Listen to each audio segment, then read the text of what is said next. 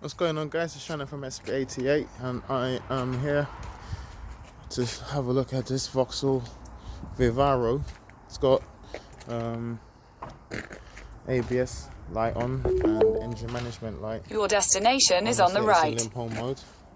But the first thing I'm going to show you is that the ABS light is on because something got underneath the van and started eating at the wires for the right and left rear ABS sensor. I can tell you that because I've seen the fault code. Let me just show you the faults.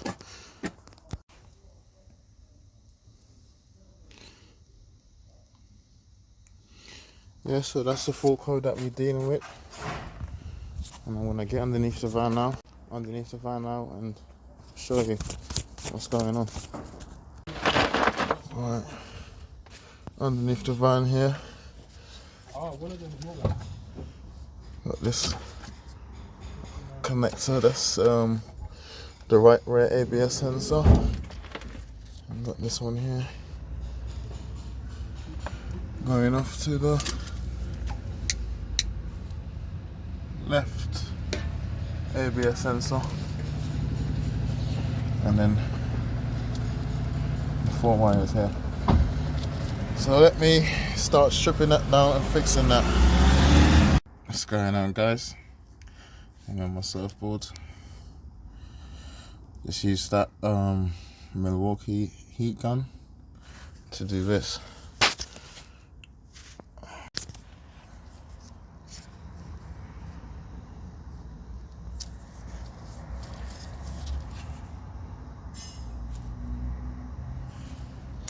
Ran out of red ray cams, so I had to use this blue one. It's bigger, but yeah. So that's the wiring redone. Yeah, I don't have any of this conduit, fortunately, so I'll just have to tape it up. But yeah, that's it for now. I'll show you the engine management fault next.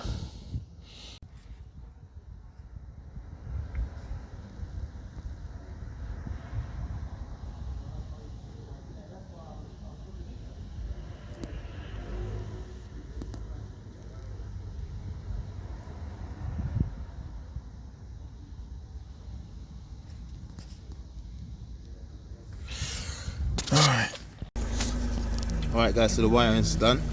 Just gonna go back here, check the codes. I've cleared them. No codes present, right? So how we do, we check that it's actually fixed. We go to data.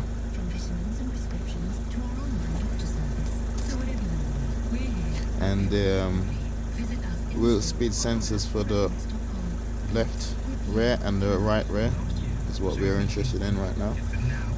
So let's click this up a bit. So these two, yeah. I'm gonna go spin the wheels.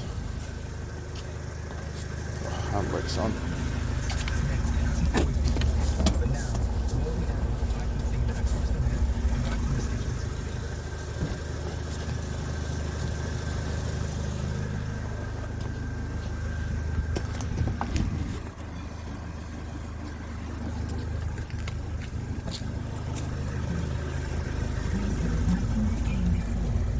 See on the graph, we've got a spike. So on the graph here, that little spike is what you get. That's like the speed of the wheel going up. So we know this is fixed. Alright, so next on the list is the engine management light. We've got his brake signal, accelerator pedal position sensor circuit, turbo pressure sensor circuit, and vehicle speed signal. So we know that the vehicle speed signal would have been a bit played up because of the wires that were cut at the back. Brake signal. Then check to see if the brake lights are working properly. A brake signal is usually like a brake light switch fault. You see it quite a lot when people, what they do is press the brake pedal and accelerator pedal at the same time. And that causes the computer to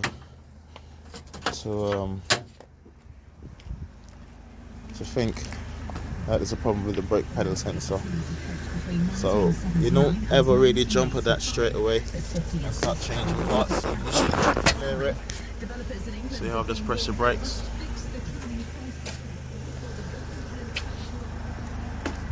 And you've got brake lights working, so I'm not concerned that the sensor is faulty.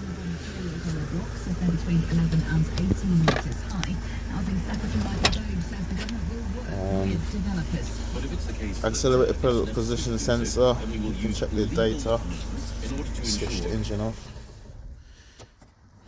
Ignition back on. Go to data. Leaseholders, the individuals. Knock that radio off.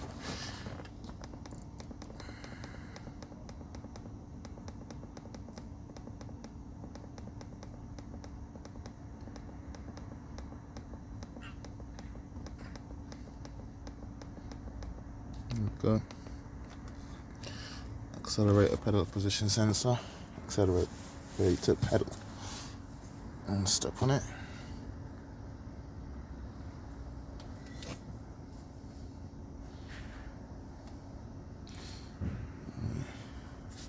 So we're going to look at the graph, yeah?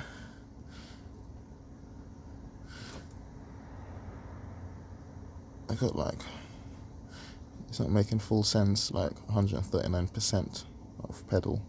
I would expect to see 0 to 100%, but you know, you can't take every little bit of data that you look at for Bible, unfortunately, unless you're using manufacturer specific equipment. So then we look at the pedal potentiometer. This pedal potentiometer, you need to look very carefully at it. So when you apply it, you got one that is opposite to the other, but they should still stay, the graph should be exact all the way through. And if you start feeling like your graph isn't exact, you've got a problem with your pedal. It's not exact, is it? And that's where you can get full codes getting registered. But they're very close, but you can see that there's one little bit of indifference about somewhere there compared to there. But you can just keep pressing it.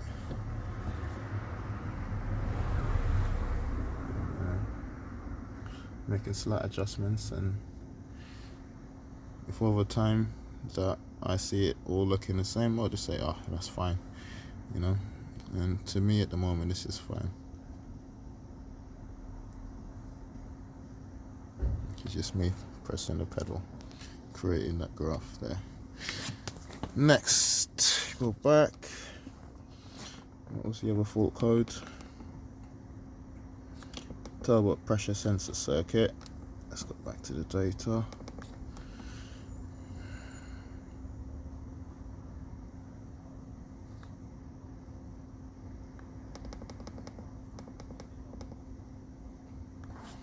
Start the engine.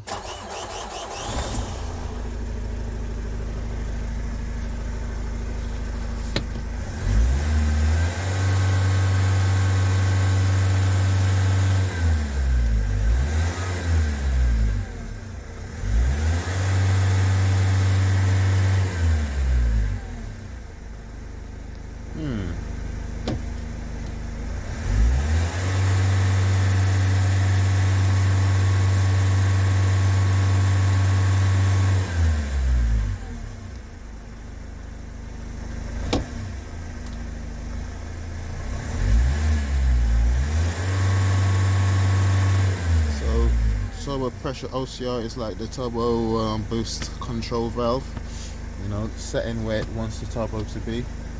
You're looking at the turbo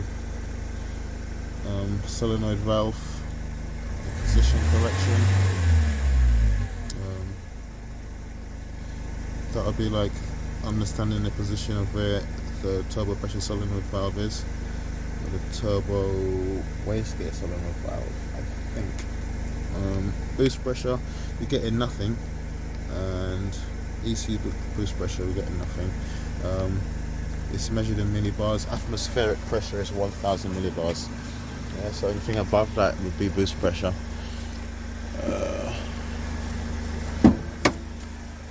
Talking like I'm an expert in it, I just know a little bit about it. I haven't done a course in a long time. I finished my apprenticeship in 2008, so I could definitely do with a little boost course.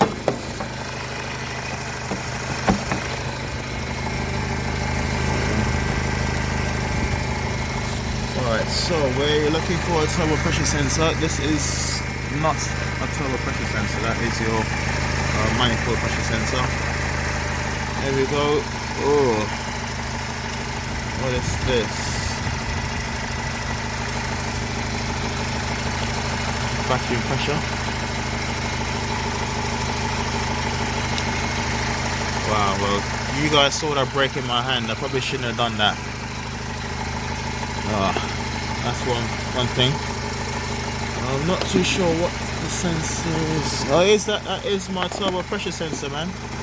Right, so this is your intercooler, like you can see, and the boost is getting measured off the back of here. This should have been slotted onto this piece here like that, and then it wouldn't have been sat on here and rubbed away and worn out. So how the hell am I going to fix that? I don't know right now, because it's really close to the edge.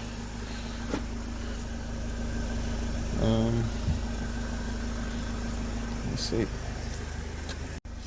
So guys, I've done the little budge up, and here we go, back to the data.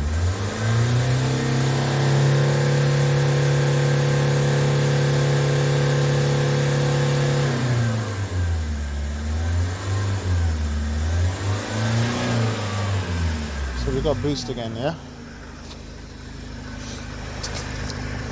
A little soldering iron, just done a little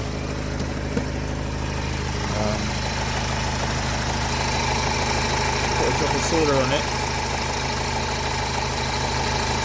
but I'm going to get him to get a new connector, and I'll just chuck it on like how I done the wires down at the back earlier. Yeah, so at least the van's going to be out of limp home mode now. Everything's fixed. I'm just going to take some money today and get him to order up a little bit of conduit for underneath the van, and a new connector. So turbo pressure sensor connector. So 3-pin one. It's in the video, so there we go. Alright guys.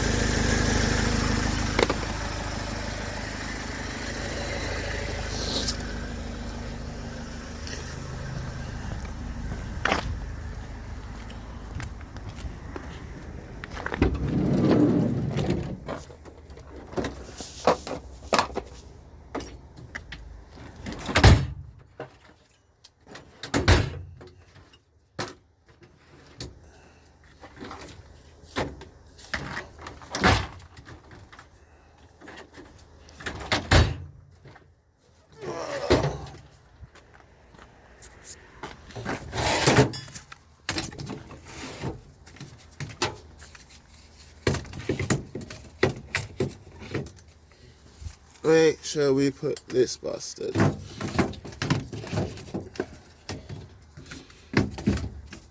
We need to get an inverter in here. Charge these tools up.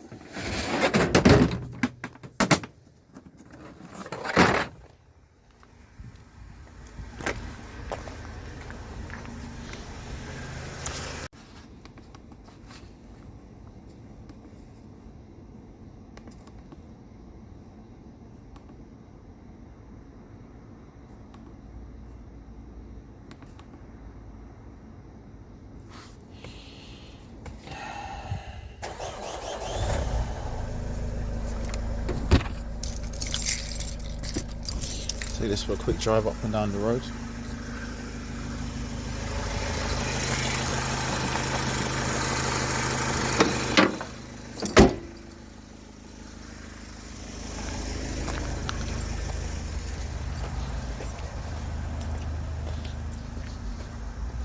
I'm not disabled, but the customer said to me that the disabled guy's moved out. So yeah, stick it there. What I'll do is move my van onto the customer's drive.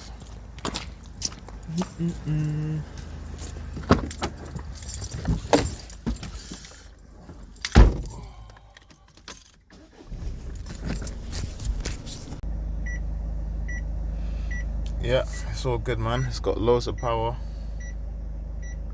And after the drive, got no warning lights in the dashboard. So yeah, happy days. I didn't go that far, to be fair, but yeah, gotta go and do other works now. I've already wasted a lot, well, not wasted time, I've invested some time into this YouTube video. So thanks, guys. Guys, if this video was helpful, please like and subscribe. Definitely share it with other mechanics or other people that have similar problems. I would definitely like to have some subscribers, you know, build up the reputation of my business.